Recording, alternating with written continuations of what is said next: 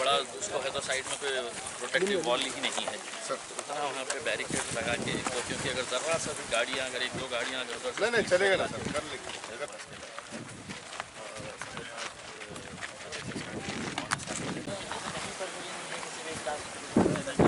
जो गरीब है वो, लेकिन एक जो ये चेहरा है कि जहाँ पर जो हॉस्पिटल्स और स्कूल जो चलाते हैं, आज तो 200-500 बच्चों का स्कूल चलाना मुझे तो मालूम नहीं, और ये हज़ारों के उसके अंदर गाड़ी से पार्किंग की व्यवस्था के लिए लिया है। देखिए, सबसे पहले तो मैं अकबरुद्दीन अवैसी साहब जो हमारे पार्टी के सीनियर लीडर है, हैदराबाद के एमएलए है, लीडर ऑफ अपोजिशन है तेलंगाना असेंबली में, तो उनका तहे दिल से शुक्रिया अदा करता हूँ कि जो हैदराबाद में उन्होंने पिछले न जाने कितने सालों से एक स्कूल की स्थापना की थी जहाँ पर गरीब बच्चों को मुफ्त में तालीम देने का काम वो कर रहे थे, और ऐसे अल्हम्दुलिल्लाह अब हैदराबाद के अंदर 11 स्कूल्स वो चला रहे हैं। हज़ारों की तादाद के अंदर बच्चे वहाँ पर पढ़ रहे हैं, मुफ्त में तालीम हासिल कर रहे हैं, और उसी की एक ब्रांच के तहत आज महाराष्ट्र के अंदर पहली उनकी अवैसी स्कूल ऑफ एक्सीलेंसी की एक बिल्डिंग औरंगाबाद में बनने जा रही है, जिसके फाउंडेशन स्टोन के लिए अकबरुद्दीन अवैसी साहब ख़ुद कल यहाँ पर औरंगाबाद तशरीफ़ ला रहे हैं, और यहाँ पर ये फाउंडेशन स्टोन होने के फ़ौरन बाद इसका काम शुरू किया जाएगा। एक अच्छी बात ये है कि आज समाज में जो तालीम की ज़रूरत है, वो तालीम की अहमियत को समझते हुए अकबरुद्दीन अवैसी साहब की ये जो कोशिश है वो वाक़ई में सराहनीय है।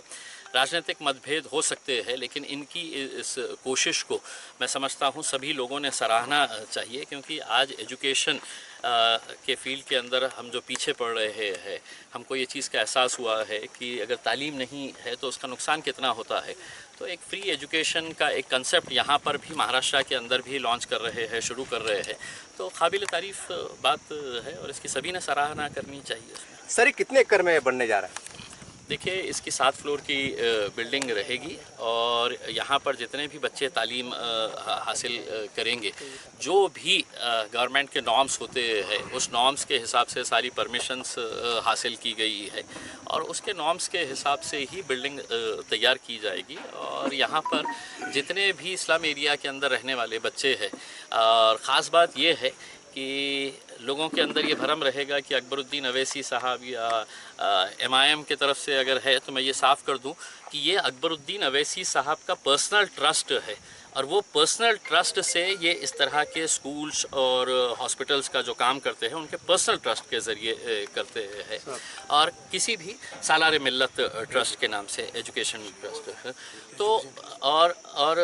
दूसरा ये है कि किसी भी तरह का कोई जाति धर्म का उसके अंदर ये नहीं रहता है, जो गरीब है वो गरीब है, तो तमाम गरीब लोगों के लिए, बच्चों के लिए एक बहुत अच्छी पहल है, मैं समझता हूँ कि सर कुछ दिन पहले राज ठाकरे की सभा हुई थी और आपने कहा था कि उससे ज़्यादा पब्लिक भी हमारे पास हम जमा कर सकते हैं, क्या ये कल का दिन जनता को वही देखने के लिए मिलेगा? देखिए,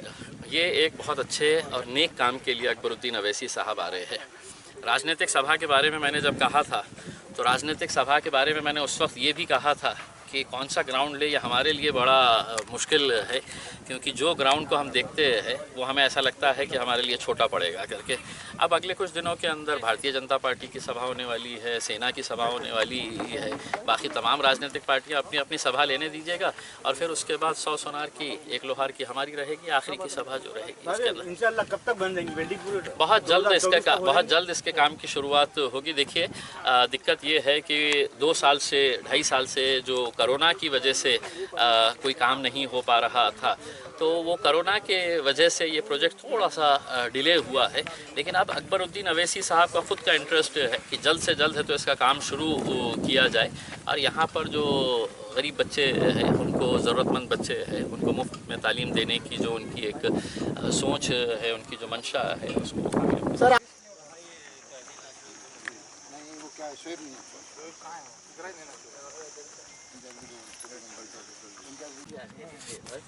गरीब वस्ती आहे, मग इथे हिलाल कॉलनी आहे, जलाल कॉलनी आहे।